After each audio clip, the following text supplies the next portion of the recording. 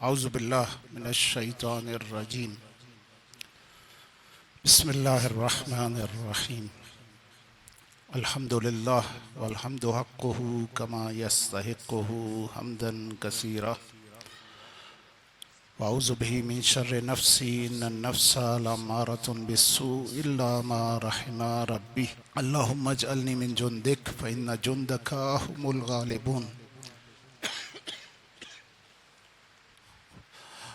واجعلنی من حزبک فإن حزبک هم المفلحون واجعلنی من اولیائک فإن اولیاءک لا خوف علیہم ولا هم يحزنون ثم الصلاة والسلام على اشرف الانبیاء والمرسلین رحمة للعالمین خاتم النبیین ابی القاسم محمد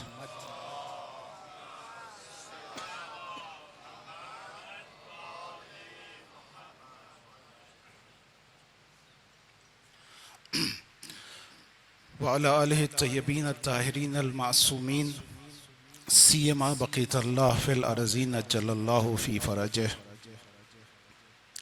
اما بعد فقد قال اللہ فی کتابہ المجید ومن آیاتہ ان خلق لکم من انفسکم ازواجا لتسکنوا الیہا وجعل بینکم مودۃ ورحمہ ان فی ذلک لآیات لقوم یتفکرون السلام علیک یا ابا عبداللہ وعلی الارواح التي حلت بفنائک علیک منی سلام اللہ ابدا ما بقیت وبقی اللیل والنہار ولا جعلہ اللہ آخر العہد منی لزیارتکم السلام علی الحسین وعلی علی ابن الحسین وعلی اولاد الحسین وعلی اصحاب الحسین درود پڑھیں محمد وعلی محمد۔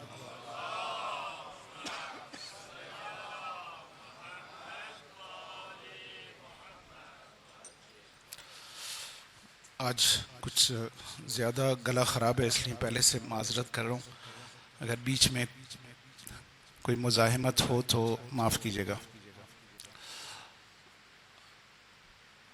جو موضوع لے کر ہم شب اول محرم سے چلے ہیں وہ موضوع ہے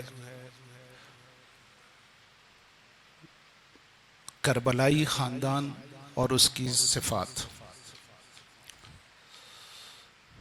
اب تک ہم نے جو بات کی وہ یہ کہ انسان کی گھریلو زندگی کا ہدف جو اس کے خالق نے بیان کیا ہے وہ ہے سکون، اور اس سکون کے لیے کچھ صفات کا ہونا ضروری ہے۔ ہم نے اب تک 4 صفات آپ کے سامنے بیان کی۔ سب سے پہلی صفت دینداری، دوسری عقل،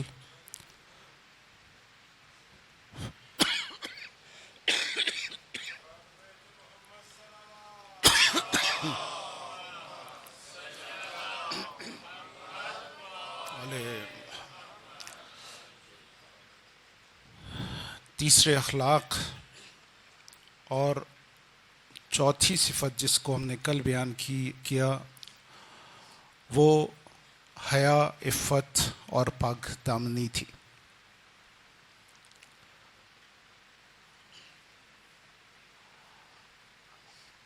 کوشش کریں گے کہ اپنی گفتگو 8 محرم تک ہم جو اپنی گفتگو بیان کرنا چاہتے ہیں وہ بیان ہو جائے۔ 9 محرم کو انشاءاللہ کوشش کریں گے جو گفتگو ہم نے کی ہے اس کے نتائج کیا ہیں، اس کے اثرات کیا ہیں، اور 9 محرم کی شب کی مناسبت سے، کیونکہ بہت ہی عظیم شب ہے، اس مناسبت سے ہم یہ دیکھیں گے کہ وہ کربلا جو 61 ہجری میں برپا ہوئی تھی اس کے اثرات آج ہماری زندگی پہ کیا ہوئے ہیں۔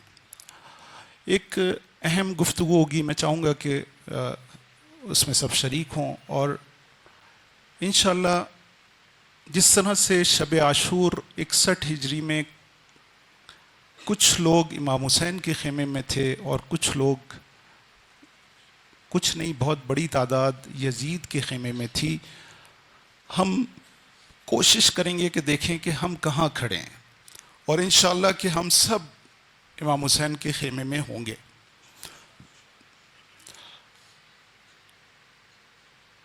وقت ظاہر ہے کہ کم ہے، آج 6 محرم گزر گئی، 7 اور 8، اس لیے کوشش کریں گے کہ اپنی گفتگو کو سمیٹیں اور جو ہمارا مدعا ہے وہ ہم جلدی جلدی آپ کی خدمت میں بیان کر سکیں۔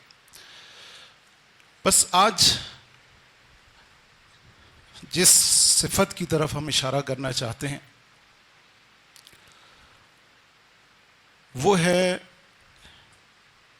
خاندانی شرافت، وہ چیز جو کہ شریک حیات میں، وہ صفت جو کہ شریک حیات میں دیکھنی چاہیے، ان میں ایک صفت خاندانی شرافت ہے۔ کہا گیا کہ البلد الطیب یخرج نباتہ باذن ربہ، جو پاکیزہ زمین ہوتی ہے اس سے پاکیزہ سبزہ خدا کے اذن سے اگتا ہے، والذی خبث، لیکن وہ زمین جو کہ خبیث ہوتی ہے، ناپاک ہوتی ہے، لا یخرج الا نکدا، گھاس پھوس کے سوا وہاں سے کچھ نہیں نکلتا۔ تو کہا گیا کہ دیکھو جہاں پر اپنی نسل کا بیج بو رہے ہو، حدیث ہے یہ کہ انظر، دیکھو، ای نصاب تضع ولدک، کہ کس جگہ اپنی نسل کا بیج بونے جا رہے ہو۔ کیوں؟ فإن العرق دساس، کیونکہ خون اثر رکھتا ہے، خون اثر رکھتا ہے۔ وراثت کا ایک اثر ہے جو کہ نسل میں آتا ہے، اگرچہ تربیت وراثت پر غالب ہے، اگر اچھی تربیت کی جائے تو خراب وراثت پر کنٹرول کر لیتی ہے، لیکن بہت مشکل کام ہے، بہت مشکل ہوتا ہے یہ۔ اس لیے کہا گیا کہ دیکھو جب کسی کو اپنا شریک حیات بناؤ تو اس کے خاندان کو دیکھو، اور پھر کہا گیا کہ ایک ایسی خاتون سے زوجو، ایسی خاتون سے شادی کرو، الحجز، ایسا خاندان ہونا چاہیے، الحجز الصالح، صالح خاندان سے شادی کرو۔ کیوں؟ فإن العرق دساس، کیونکہ خون اثر رکھتا ہے، وراثت کا اثر ہے۔ شریف خاندان ہوگا، شریف اولاد۔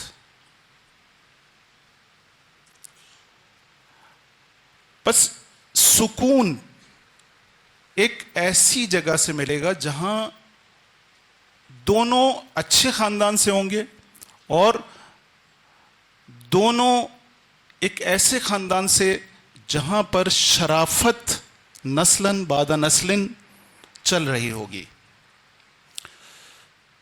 اس لیے کہا گیا کہ دیکھو ہر جگہ سے نہ لینا، ہر جگہ نہ جانا۔ ایک دن حضور آئے اور اصحاب بیٹھے ہوئے تھے، کہا کہ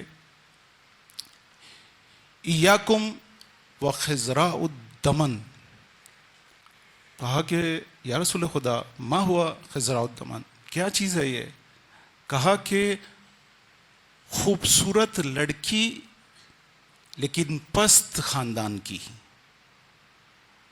عام طور پہ جیسے ہم نے پہلے کہا کہ انسان ظاہر کو اگر دیکھے گا تو پھر کیا ہونا ہے، وہ مل تو جائے گی، ظاہر مل جائے گا، خوبصورتی مل جائے گی، لیکن کیا ہوگا، سکون چھن جائے گا۔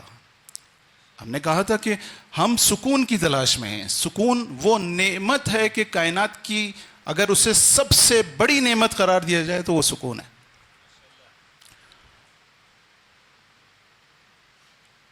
اس لیے خوبصورتی سے زیادہ حضور نے کہا کہ دیکھو صالح خاندان دیکھنا، دیکھو صرف خوبصورتی نہیں دیکھنا، یہ دیکھنا کہ اس کی خاندانی شرافت موجود ہے یا نہیں ہے۔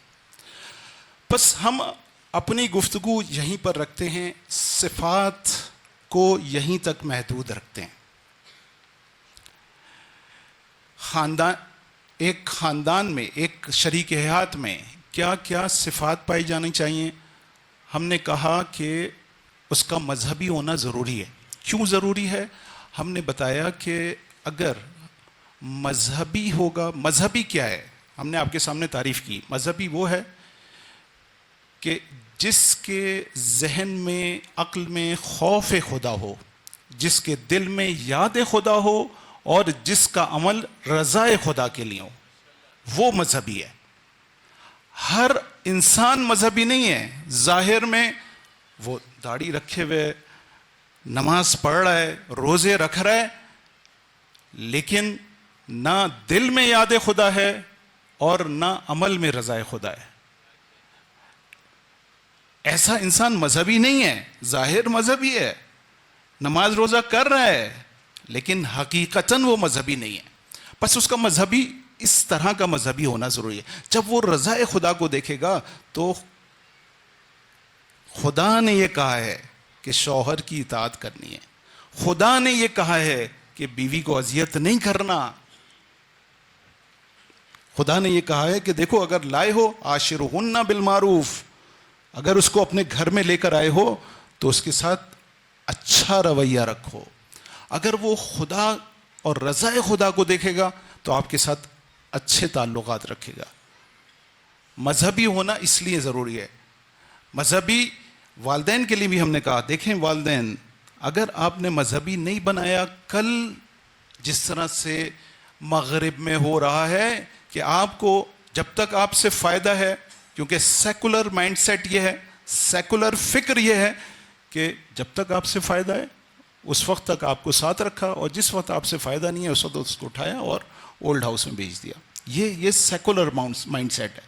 لیکن الہی فکر کیا ہے کہ دیکھو اما یبلغن عندک الکبر، جب یہ بوڑھے ہو جائیں، احدہما او کلاہما، ان میں سے ایک یا دونوں، تو پھر کیا کرو؟ فلا تقل لہما اف، دیکھو ان سے اف تک نہ کہنا۔ یہی نہیں، اس کو کہا اف تک نہ کہنا، اور ولا تنہرہما، دیکھو ان کو جھڑکنا نہیں، اور دیکھو ان کو وقت بھی دینا، قل لہما قولا کریما، دیکھو ان سے اچھی طرح سے بیٹھ کر بات کرنا۔ خدا نے یہاں بھی بس نہیں کیا، دیکھو اگر تمہارے بوڑھے والدین ہو جائیں تو یہاں پر بھی یہ بھی کافی نہیں ہے، وَخْفِضْ لَهُمَا جَنَاحَ الذُّلِّ مِنَ الرَّحْمَةِ، دیکھو محبت سے اپنی باہیں ان کے لیے پھیلا دینا، جیسے پرندہ اپنے بچوں کو باہوں میں لیتا ہے، اپنے پروں میں لیتا ہے، اس طرح سے ان کو اپنی باہوں میں لے کے رکھنا، اور ان کے لیے دعا بھی کرنا، فَقُلْ رَبِّ ارْحَمْهُمَا كَمَا رَبَّيَانِي صَغِيرًا، دیکھو ان کے لیے دعا کرتے رہنا۔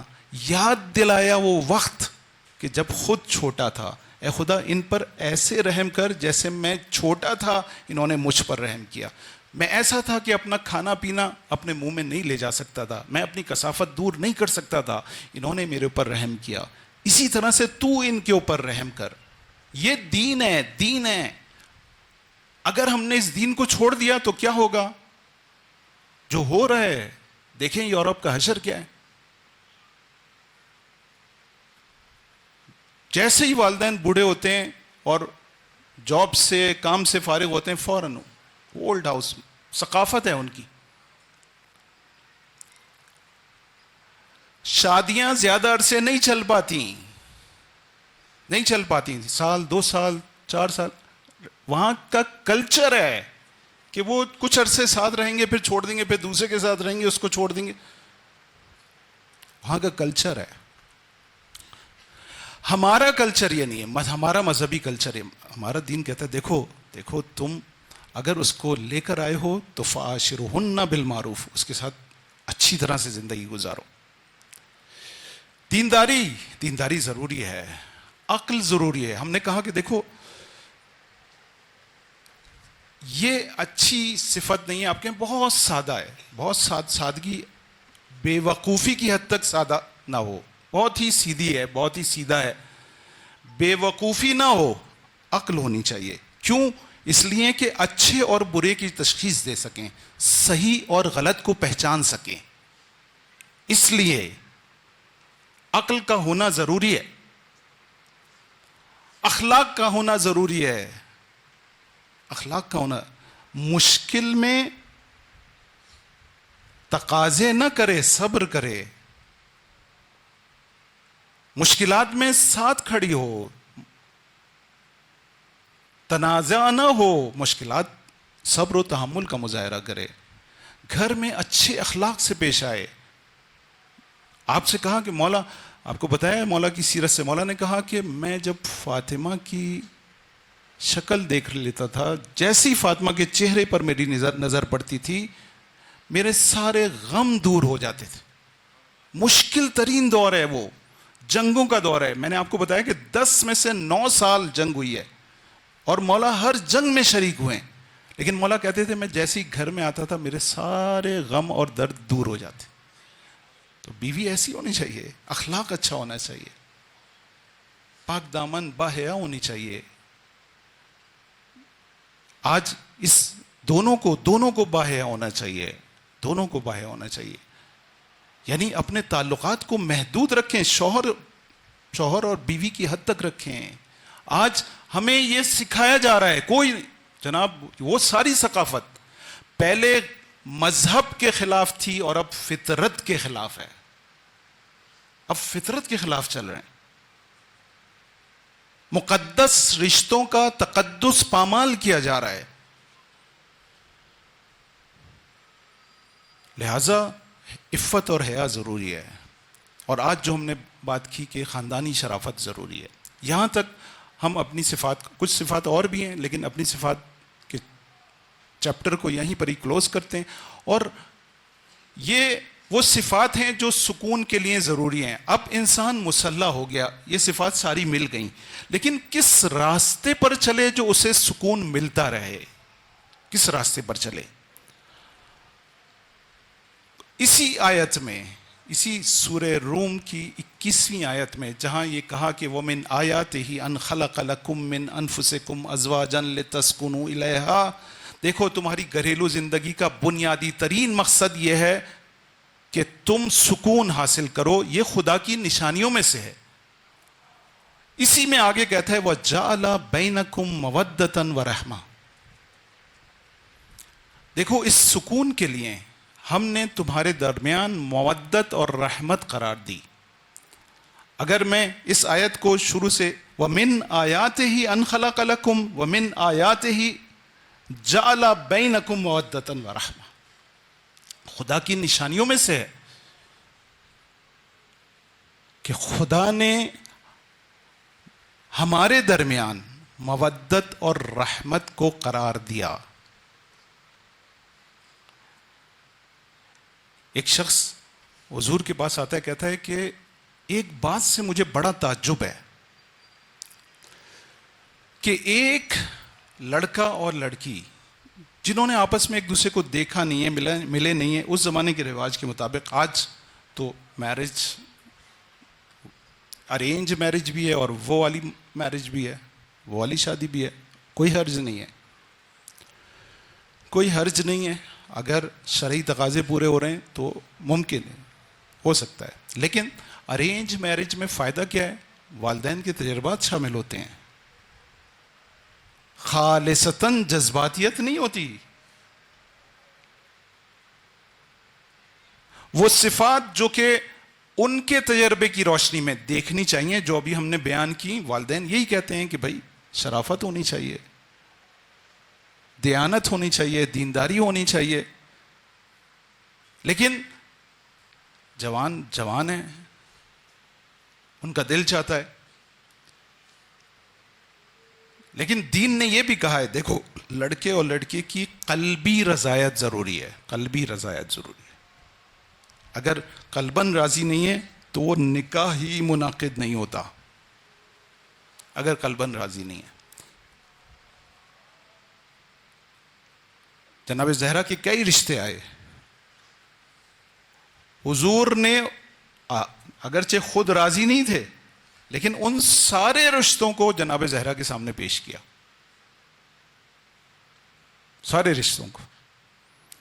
جب مولا امیر المومنین کا رشتہ پیش کیا تو بی بی نے کہا کہ جس میں خدا اور اس کا رسول راضی میں بھی راضی.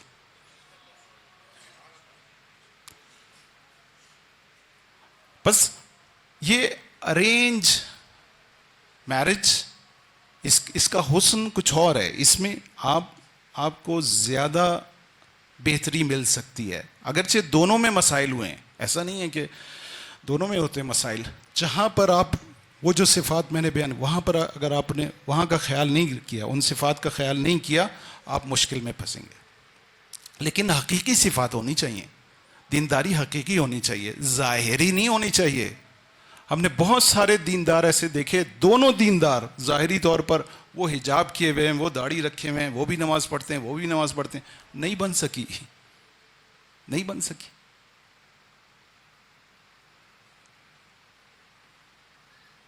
بس کس چیز دین یہ کہہ رہا ہے کہ دیکھو وَجَعَلَ بَيْنَكُمْ مَوَدَّةً وَرَحْمَةً, وہ مودت ضروری ہے, یہ خدا نے قرار دیے تمہارے درمیان. حضور کے پاس آیا کہہ رہا ہے رسول خدا میں تعجب کرتا ہوں کہ ایک لڑکا اور ایک لڑکی جنہوں نے ایک دوسرے کو دیکھا نہیں ہے, جانتے نہیں ہیں, لیکن جیسے ہی ملتے ہیں اتنی قربت ہو جاتی ہے, اتنی محبت ہو جاتی ہے کہ کچھ حد نہیں. حضور نے کہا وَجَعَلَ بَيْنَكُمْ مَوَدَّةً وَرَحْمَةً, خدا نے ان کے درمیان مودت و رحمت قرار دی ہے, خدا نے قرار دی ہے. خدا ان کو قریب لے کر آیا ہے, خدا نے ان کے دلوں کو نزدیک کیا ہے. یہ مودت اور رحمت کیا ہے عزیزو؟ قرآن میں دو جگہ پر مودت کا حکم ہے, ایک اہل بیت کے لیے اور ایک شریک حیات کے لیے. اہل بیت کے لیے کہا گیا کہ قل لا اسألکم علیہ اجرا الا المودۃ فی القربہ, کہ اے رسول ان سے کہہ دو کہ اجر رسالت مجھے نہیں چاہیے. میرا اجر رسالت اگر ہے تو میرے اہل بیت سے مودت ہے, محبت نہیں, مودت ہے. اہل بیت سے مودت رکھنا یہ میری رسالت کا اجر ہے. پھر کہا کہ ما سألتکم من اجر فہو لکم, دیکھو یہ جو اجر ہم نے مانگا ہے یہ اپنے لیے نہیں مانگا, خدا نے اپنے لیے نہیں مانگا, نہ ان اہل بیت کے لیے مانگا ہے. ما سألتکم من اجر, دیکھو یہ اجر ہم نے نہیں مانگا مگر تمہارے لیے, فہو لکم, اس کا فائدہ تمہیں ہے. تم اگر اہل بیت کی مودت دل میں رکھو گے تو تمہیں فائدہ ہوگا. کیا فائدہ ہوگا؟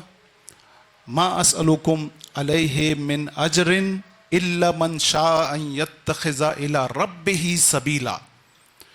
دیکھو تمہیں فائدہ یہ ہوگا کہ تم خدا تک پہنچ سکو گے. خدا تک پہنچنے کا صرف ایک راستہ ہے اور وہ راستہ مودت اہل بیت ہے. اس راستے سے تم خدا تک پہنچو گے. قرآن ہے, یہ قرآن ہے. سورہ فرقان کی آیت ہے جو میں نے آپ کے سامنے پیش کی کہ یہ جو اجر رسالت ہے تمہیں اس لیے مانگے کہ یہی راستہ ہے. آپ حمد میں بھی یہی پڑھتے ہیں نا, اہدنا الصراط المستقیم, اے خدا مجھے صراط مستقیم کی ہدایت کر. اب اگر بات یہیں پر ہی ختم ہو جاتی تو کیا ہوتا؟ ہر ایک اپنی صراط نکال لیتا, کہتا یہ صراط حق ہے, وہ کہتا یہ صراط حق ہے. تو تشریح کی صراط الذین अनअमत अलैहिम, उन लोगों का रास्ता जिन पर तूने इनाम नाजिल किया। गैरिल मग़दूब अलैहिम वला, उनकी सिफत भी बयान की, ये गुमराह नहीं है, ना इन पर गजब नाजिल हुआ है, इन्होंने कोई काम किया ही नहीं है ऐसा, यानी मासूम है। रोजाना आपको कहा इस बात की ताकीद करो ताकि यह पता चले मवद्दत है क्या, मवद्दत का रास्ता क्या, ये है अहले बैत का रास्ता, इस पर आप चलेंगे खुदा मिलेगा, और अगर नहीं चलेंगे खुदा नहीं मिलेगा, चाहे कुछ कर लें नहीं मिलेगा।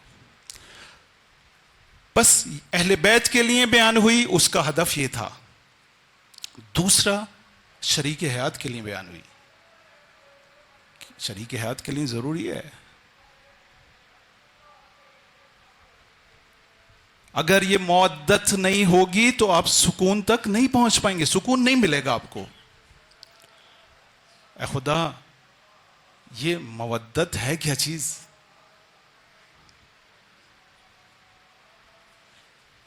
मोहब्बत है? नहीं, मोहब्बत नहीं है, मोहब्बत से बढ़ के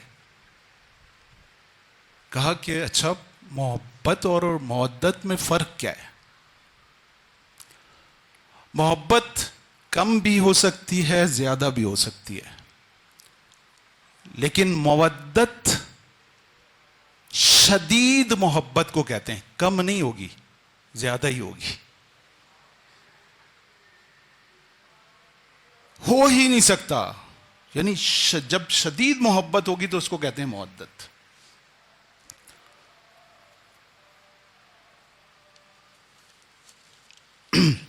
मवद्दत एक तरफा नहीं होती, मोहब्बत एक तरफा हो सकती है। यानी हो सकता है किसी को किसी से मोहब्बत हो, उसको यानी एक ए को बी से हो लेकिन बी को ए से ना हो, ये मुमकिन है कि ऐसा हो, लेकिन मवद्दत दो तरफा होती है।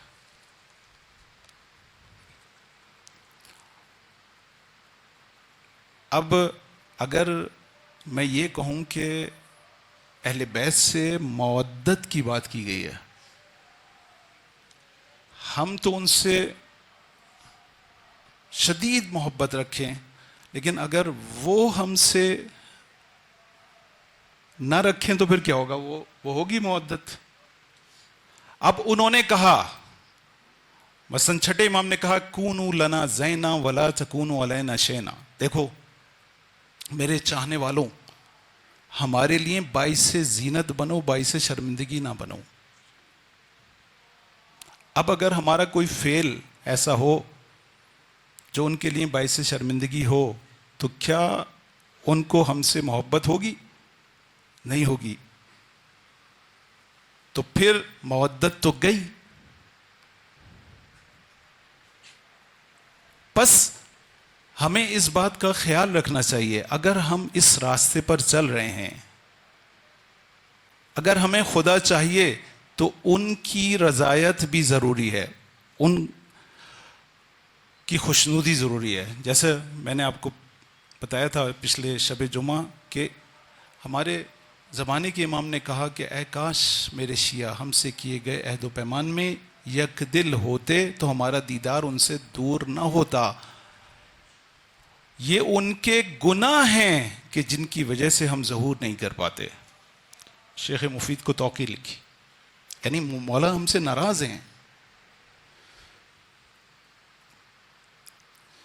अमीर मोहन, कल मैंने आपसे कहा कि मौला ने एक जगह हमसे अब मदद मांगी है, एक जगह, नज़रुल्लाह आइनूनी बेवरइन वज्तहादिन व इफ़्फ़तिन व सदादिन, देखो मेरी मदद करो ज़ुहद व तक़वा में, कोशिश करने में, इफ़्फ़त में और साबित कदमी में, इसमें मेरी मदद करो, मेरी मदद करो। देखो मैं तुमसे ये चाहता हूँ, तुम मुझसे जो चाहते हो, हर रोज़ चाहते हो, हर वक्त चाहते हो, हर वक्त मुझे पुकारते हो, एक जगह मैंने तुम्हें पुकारा है।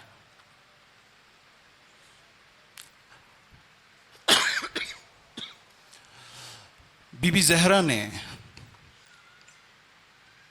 कहा कि देखो میرے چاہنے والوں، ان کنت تعمل بما امرناک وتنتہی اما زجرناک، اگر تم ہر اس بات پر جس کا امر ہم نے کیا ہے، جس کا حکم ہم نے دیا ہے، اگر تم اس پر عمل کرتے ہو اور جس چیز سے روکا ہے اس سے روکتے ہو، فَأَنْتَ مِنْ شِيَعَتِنَا وَإِلَّا فَلَا، اگر تم رکتے ہو ان باتوں سے جس سے ہم نے روکا ہے اور جس پر حکم دیا ہے اس پر عمل کرتے ہو تو پھر ہمارے شیعہ ہو، ورنہ ہمارے شیعہ نہیں ہو۔ بس یہ دو طرفہ محبت کیسے ہوگی؟ ایسے ہوگی کہ ہمیں ولایت کے نقش قدم پر چلنا ہوگا۔ محبت ایک طرفہ ہو سکتی ہے، مودت دو طرفہ ہوتی ہے۔ بس اب زوجہ سے محبت یا زوجہ کی شوہر سے محبت بھی دو طرفہ ہونی چاہیے، یعنی شوہر کو اس کا احترام، اس کی مرضی، اس کی خوشنودی کا خیال رکھنا ہوگا۔ دو طرفہ ہے یہ، دونوں کو ایک دوسرے کی، تو پھر یہ مودت ہوگی، ورنہ یہ مودت یک طرفہ بھی ہو سکتی ہے اور یہ دشمنی میں بھی بدل سکتی ہے۔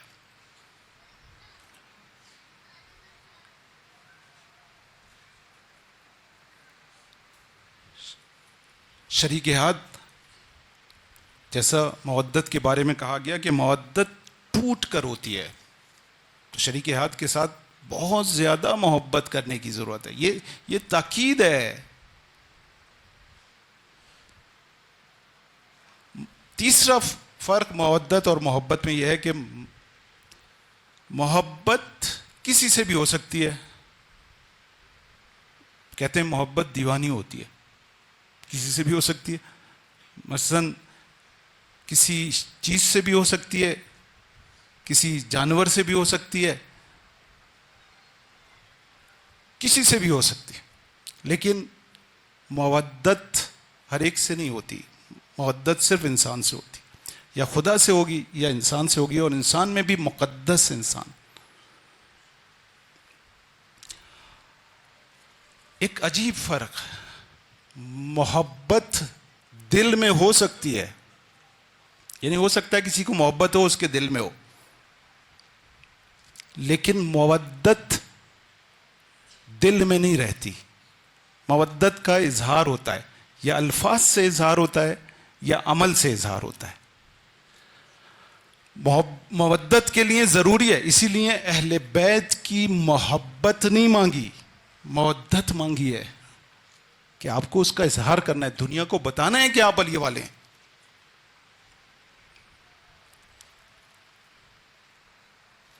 اب اکثر گھرانوں میں مشکل یہاں آتی ہے کہ شروع میں تو بہت زیادہ،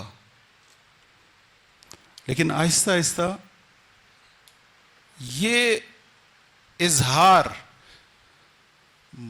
خدا نے نہیں کہا کہ وَجَعَلَ بَيْنَكُمْ مُحَبَّةً، نہیں، جَعَلَ بَيْنَكُمْ مَوَدَّةً، اور مودت کا اظہار ضروری ہے۔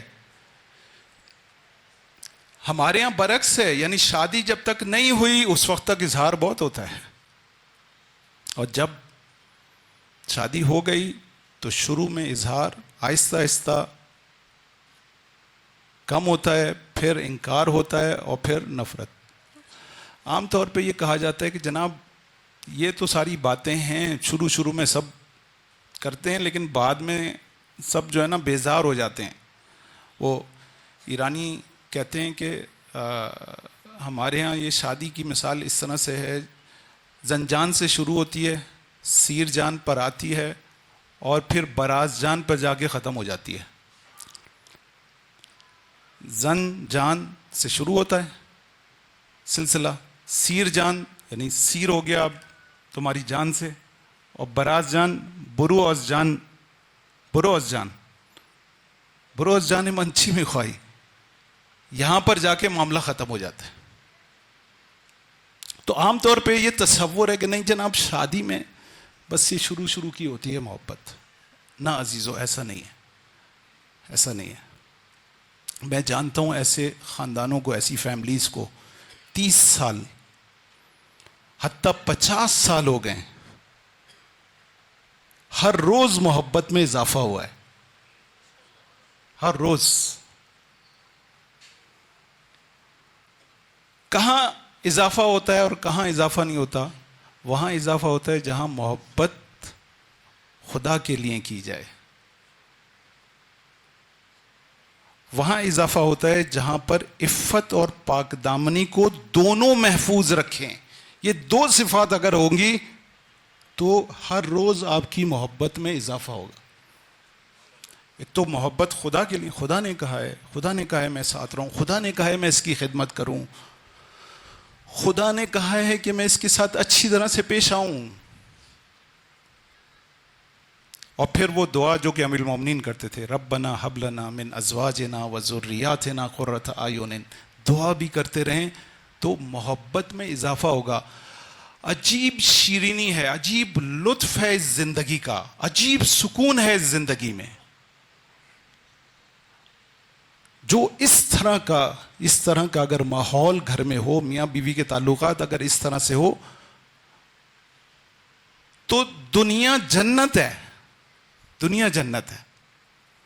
اور اگر ایسا نہ ہو تو دنیا دوزخ ہے, دوزخ.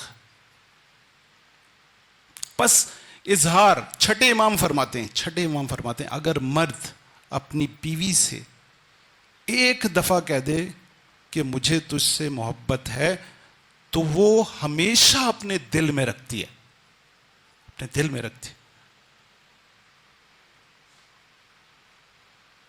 یہ اظہارات چاہے کتنے سال کیوں نہ ہوں ہوتے رہنے چاہیے, میاں بیوی کے درمیان ہونے چاہیے, میاں بیوی کے درمیان ہونے چاہیے. بس چوتھا فرق مودت کا یہ ہے, مودت کا محبت کے ساتھ یہ ہے کہ مودت اظہار کا نام ہے, محبت میں ہو سکتا ہے اظہار نہ ہو, دل میں ہو صرف. 5ویں, مودت انسان کو ذمہ دار قرار دیتی ہے, اور محبت انسان کو ذمہ دار قرار نہیں دیتی. صحیح ہے, محبت ہے,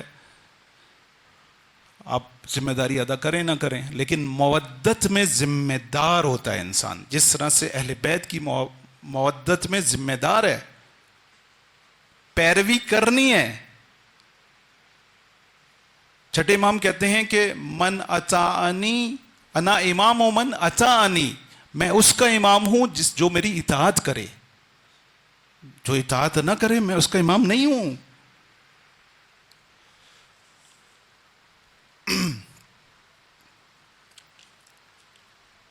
اسی طرح سے شریک حیات سے مودت یعنی ذمہ داری. آپ ایک ذمہ دار شوہر بنیں, غیر ذمہ دار شوہر نہ بنیں. ذمہ دار شوہر جہاں اپنی شدید محبت کا اظہار کرتا ہے وہاں اس کے حقوق بھی ادا کرتا ہے. چھٹا اور آخری فرق محبت اور مودت کا, محبت کسی چیز کی وجہ سے ہوتی ہے, مثلا شکل کی وجہ سے, مثلا شہرت کی وجہ سے, مثلا مال کی وجہ سے, مثلا علم کی وجہ سے. لیکن مودت اس کی ذات سے ہوتی ہے, بے لوث ہوتی ہے, بے لوث ہوتی ہے, خالص ہوتی ہے. بس اگر ہمیں اہل بیت سے مودت کرنی ہے تو بے لوث ہونی چاہیے, مفاد نہیں ہو. اگرچہ چھٹے امام کہتے ہیں اگر نمک بھی مانگنا ہے تو ہمارے وسیلے سے مانگو, لیکن آپ کی مودت اس لیے, وہ جیسے خدا خالق کائنات ہے, اس سے ہمیں محبت کرنی چاہیے. جو کچھ دے دیا ہے اس نے وہ بہت ہے.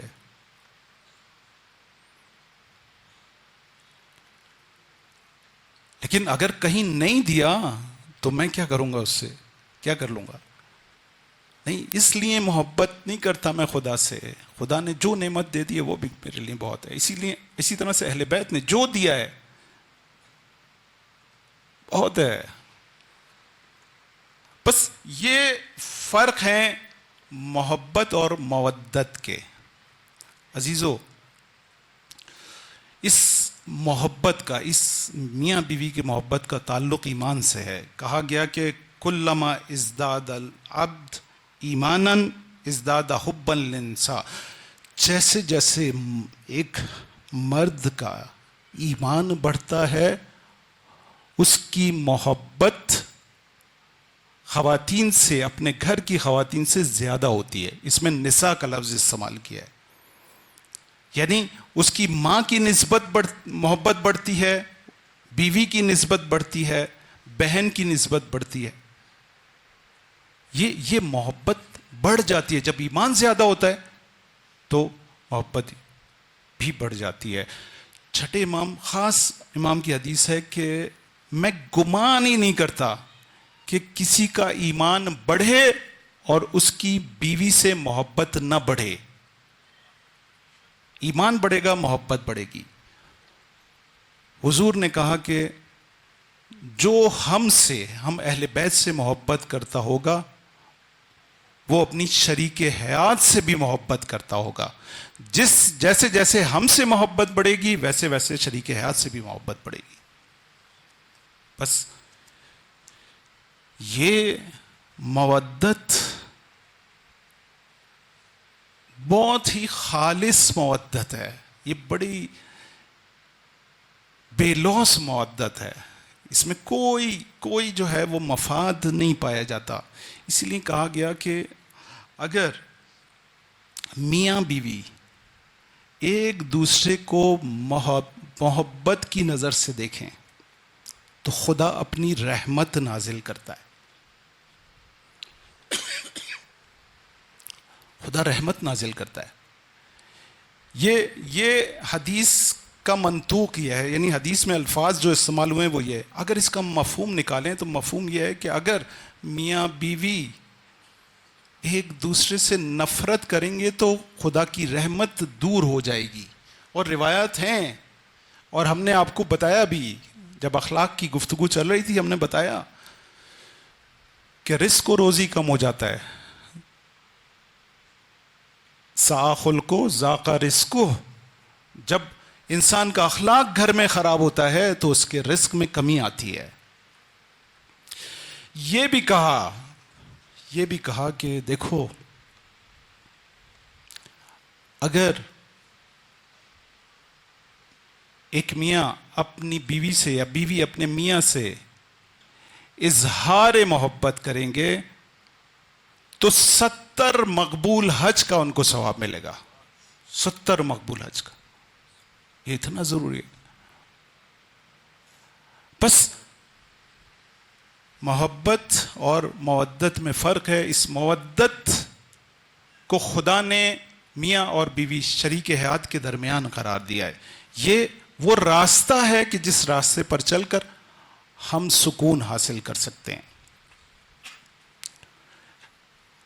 انشاءاللہ اپنی اس گفتگو کو کل جاری رکھیں گے محبت اور رحمت سے متعلق، اور کوشش کریں گے کہ ہم نے جو ہدف اپنا رکھا تھا کہ ہم اپنے خاندانوں کے درمیان ان 10 دنوں میں، یہ 10 دن بہت اہم ہیں. یہ کربلا کے دن ہیں، یہ فرش عزا پر بیٹھنے کے دن ہیں.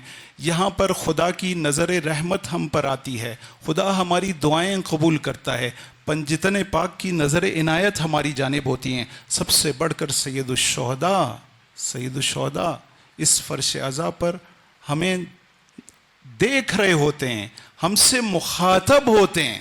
یہ ساری باتیں میں نے آپ کو پہلی شب میں بیان کی تھی کہ یہ روایات ہیں.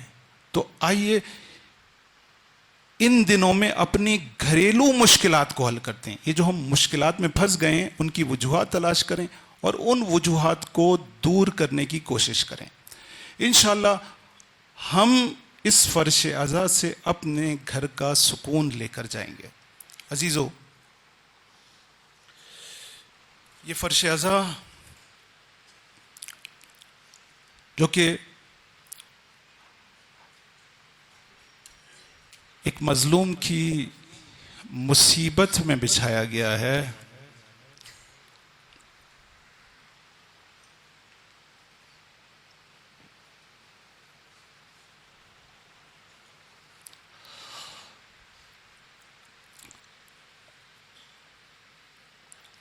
اور وہ مظلوم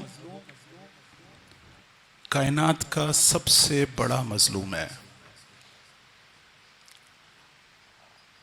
آج ہم چاہتے ہیں کہ اس مظلوم کے فرزند کا ذکر کریں۔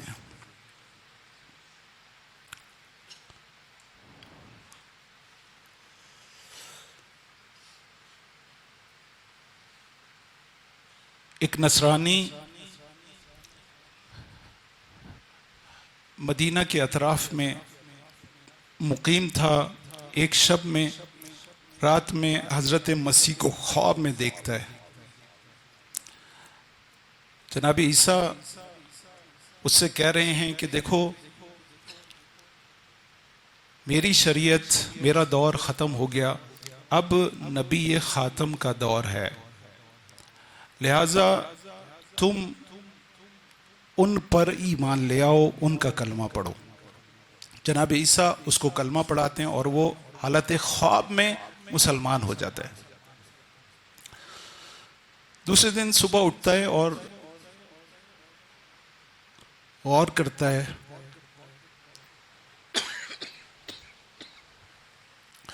اور اس نتیجے پر پہنچتا ہے کہ حالت خواب میں تو میں ایمان لے آیا، لیکن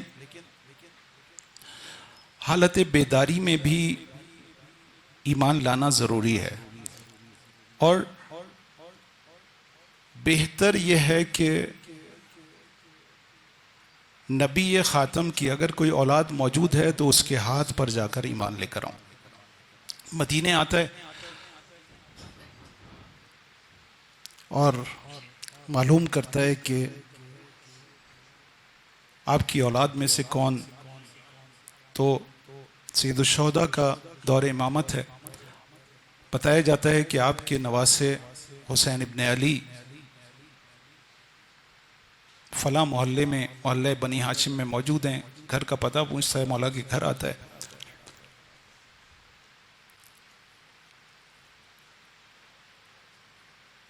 اچھا، اس میں ایک چیز کہ جب جناب عیسیٰ نے کہا کہ نبی خاتم کے ہاتھ پر ایمان لانا ہے، تو کہتا ہے نبی خاتم کون؟ تو کہتا ہے میں ان کو بلاتا ہوں، جناب عیسیٰ کہتے ہیں میں ان کو بلاتا ہوں، تم ان کے ہاتھ پر ایمان لے آؤ۔ حضور تشریف لاتے ہیں، ان کو دیکھتا ہے، بہت ہی نورانی چہرہ، تشریف لاتے ہیں، ان کے ہاتھ پر ایمان لاتا ہے۔ ڈھونڈتا ہوا آتا ہے، مولا امام حسین کے گھر پہ آتا ہے اور مولا سے پورا اپنا خواب بیان کرتا ہے۔ کہتا ہے کہ میں آپ کے ہاتھ پر ایمان لانا چاہتا ہوں۔ مولا اس کو کلمہ پڑھواتے ہیں، مسلمان ہو جاتا ہے۔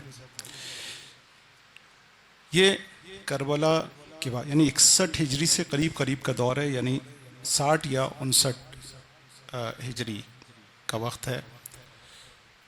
اتنے میں دروازہ کھلتا ہے اور جناب علی اکبر دروازے سے داخل ہوتے ہیں۔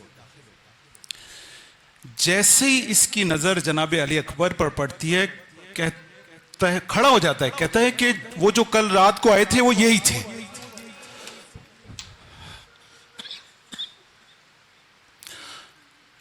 فوراً آپ کے گلے لگتا ہے، کہتا ہے یہ رسول ہے۔ امام حسین کہتے ہیں کہ نہیں، یہ میرا بیٹا ہے، رسول کا نواسا ہے، لیکن شبیہ پیغمبر ہے، شبیہ پیغمبر ہے۔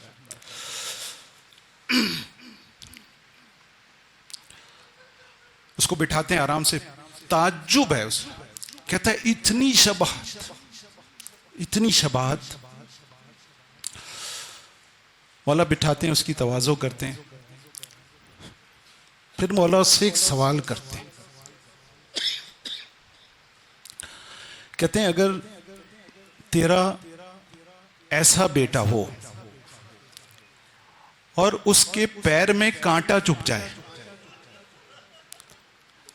تو تیری کیا حالت ہوگی؟ کہتا ہے میں مر جاؤں گا۔ مولا فوراً سر پیٹتے ہیں، ہے اکبر کربلا کا میدان ہوگا، تیر ہوں گے، تلواریں ہوں گی، نیزے ہوں گی، اور تیرے جسم ہوگا۔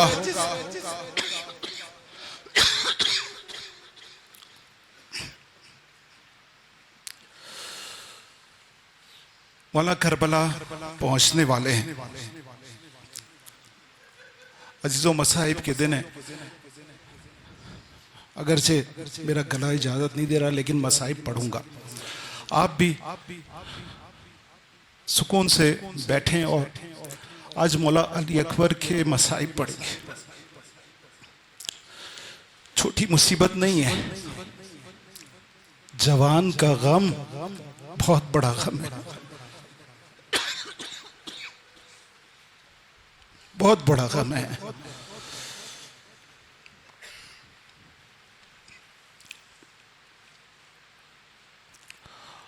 مولا کربلا کے قریب ہیں، مولا سواری پر ہیں اور جناب علی اکبر نے باغ پکڑی ہوئی ہے سواری کی، پیدل چل رہے ہیں اور مولا سوار ہیں۔ چلتے چلتے مولا کی آنکھ لگ جاتی ہے، مولا کس طرح سے آرام کرتے ہوں گے خدا جانتا ہے۔ سواری پہ مولا کی آنکھ لگ جاتی ہے اور ایک دم آنکھ کھلتی ہے، کہتے ہیں انا للہ و انا الیہ راجعون۔ جناب علی اکبر پوچھتے ہیں بابا کیا ہوا؟ کہا کہ میں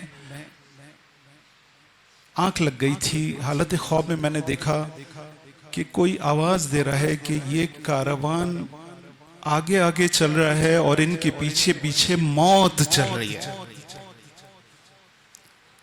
ایک دم میری آنکھ کھلی اور میں نے کہا کلمہ استرجاع پڑھا، انا للہ و انا الیہ راجعون۔ اسی وقت جناب علی اصغر نے ایک سوال کیا، السنا علی الحق، بابا کیا ہم حق پر نہیں ہیں؟ مولا نے کہا علی اکبر ہم ہی حق پر ہیں۔ کہا کہ بابا اگر ہم حق پر ہیں تو موت سے کیا خوف، ہم موت پر جا پڑیں یا موت ہم پر آ پڑے۔ میرے جوانوں سوچو، اگر اس جگہ کوئی اور ہوتا تو یہ پوچھتا کہ بابا کیا موت سے فرار کا کوئی امکان ہے؟ اگر یہ موت ہمارے پیچھے پیچھے چل رہی ہے تو چلیں اس سے فرار کا کوئی راستہ نکالتے ہیں۔ لیکن یہ جوان بنی ہاشم ہے، یہ کہہ رہے کہ اگر ہم حق پر ہیں تو اس سے کیا فرق پڑتا ہے۔ روز عاشور آیا، عاشور کا آغاز علی اکبر کی اذان سے ہوتا ہے۔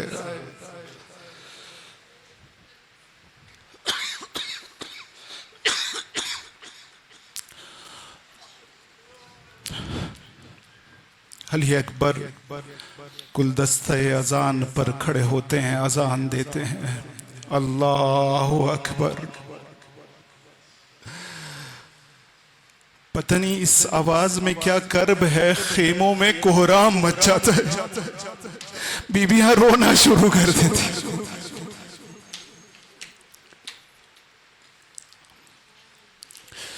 جنگ شروع ہوتی ہے، جنگ شروع ہوتی ہے، اصحاب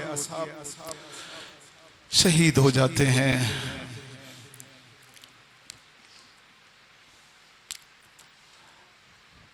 اصحاب کے بعد ایک روایت یہ ہے کہ سب سے پہلے جناب علی اکبر آتے ہیں، اور بعض روایتوں میں یہ ہے کہ مولا نے سب سے پہلے علی اکبر کو بھیجا ہے، دونوں روایت۔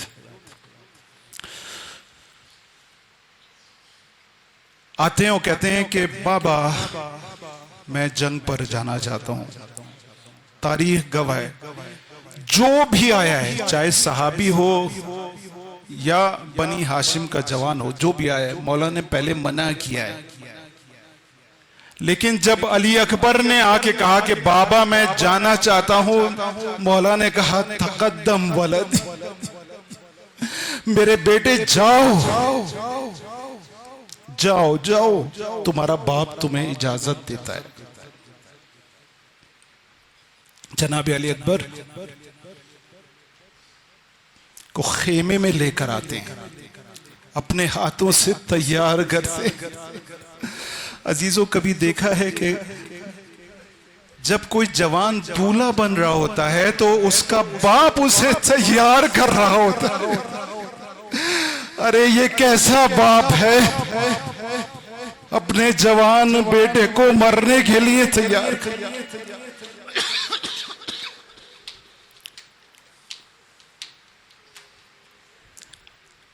مولا تیار کرتے ہیں۔ جب جناب علی اکبر تیار ہوتے ہیں تو کہتے ہیں کہ جاؤ بیٹا، جاؤ خواتین سے رخصت ہو کر آ جاؤ۔ بڑی عجیب رخصتی عزیزو۔ راوی کہتا ہے جناب علی اکبر خیمے میں گئے ہیں، چلے تو گئے ہیں لیکن باہر نہیں نکل پاتے۔ راوی کہتا ہے بار بار پردہ اٹھتا تھا اور گرتا تھا۔ علی اکبر باہر نکلتے تھے، پیچھے سے کوئی بی بی دامن پکڑ کر کے علی اکبر نہ جاؤ۔ کبھی سکینہ کھینچ لیتی تھی بھیا نہ جاؤ، کبھی ام رباب، کبھی زینب، کبھی ام کلثوم۔ علی اکبر باہر نکلے، باپ نے گھوڑے پر سوار کیا، علی اکبر سوار ہوئے،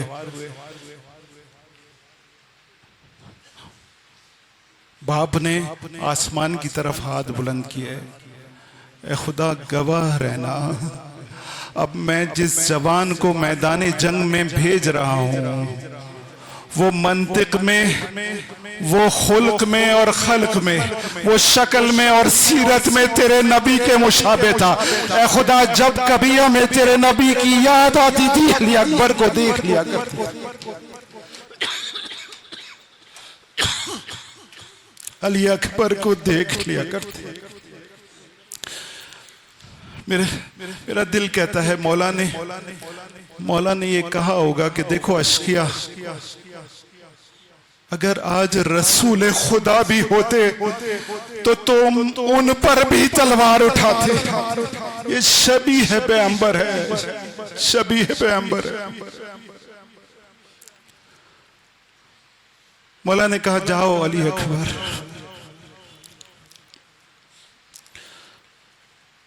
علی اکبر نے آخری دفعہ مڑ کر دیکھا، مولا نے حسرت بھری نظر علی اکبر پہ کی، کہا بیٹا جاؤ،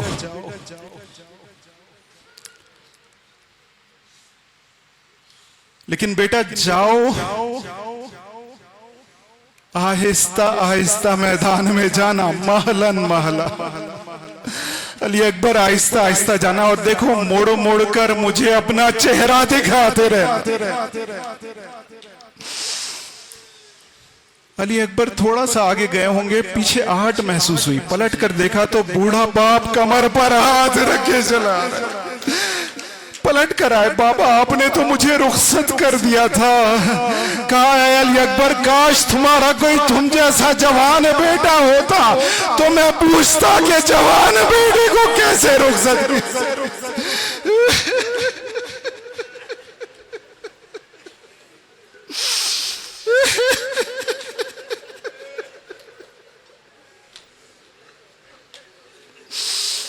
اجرکم علی اللہ، جوان بیٹے کو کس طرح سے رخصت کیا جاتا۔ علی اکبر میدان جنگ میں گئے، علی کا بیٹا ہے، چاروں طرف کبھی میمنے پر حملہ کرتے ہیں، کبھی میسرے پر حملہ کرتے ہیں۔ ایک شور ہو گیا کہ علی کا پوتا آیا ہے، حسین کا بیٹا ہے۔ زبردست جنگ، بہت مارکت الارا جنگ ہوئی، لیکن تھوڑی دیر میں پلٹ کر آتے ہیں۔ اور بڑا عجیب سوال کرتے ہیں، بابا قد قتلنی العطش، بابا پیاس مارے دے رہی ہے، اگر ایک گھونٹ پانی مل جاتا تو میں ان کو بتاتا کہ جنگ کیا ہوتی۔ میں کہوں گا علی اکبر اس وقت حسین سے کیسا سوال کیا ہے؟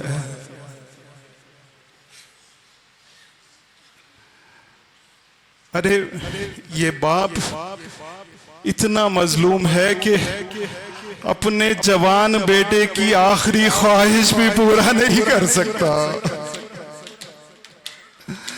کہتے ہیں بیٹا علی اکبر جاؤ، تمہیں تمہارے جد رسول خدا کوثر سے سیراب کرے۔ جناب علی اکبر دوبارہ جاتے ہیں، جنگ کرتے ہیں، ایک شقی پشت سے تیر چلاتا ہے، گردن پر آ کر لگتا ہے۔ راوی کہتا ہے جناب علی اکبر اس تیر کو پیچھے سے پکڑتے ہیں اور کھینچ کے نکال لیتے ہیں، ایک خون کا فوارہ نکل کے۔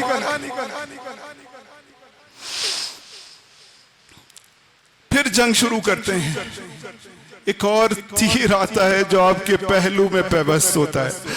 اب علی اکبر سواری کے گلے میں باہیں ڈال دیتے ہیں، سواری میدان میں لے جاتی ہے، جس کے ہاتھ میں جو ہے، کوئی تلوار مارتا ہے، کوئی نیزہ مارتا ہے، کوئی تیر چلاتا ہے۔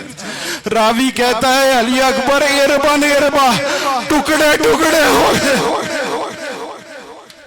ارے علی اکبر زمین پر آتے ہیں اور پکارتے ہیں یا بچا ادرکنی، اے بابا میری مدد کو آئیے، بوڑھا باپ یا علی کہتا ہوا میدان میں آتا ہے، سواری سے اتر جاتے ہیں۔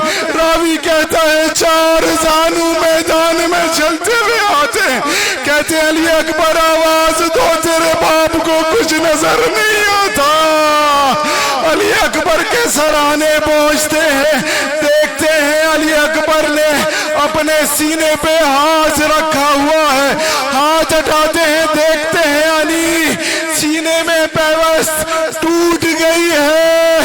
ارے وارث ابراہیم کھڑا ہوتا ہے، اس علی پر ہاتھ رکھتا ہے، ارے کھینچتا ہے، علی اکبر کا کلیجہ باہر آ جاتا ہے، علی اکبر کی روح پرواز کر جاتی ہے۔ ارے میں کہوں گا ابراہیم تم اسماعیل کو ذبح نہیں کر سکے، ارے حسین نے اپنے اسماعیل کو خدا کی بارگاہ میں دے دیا۔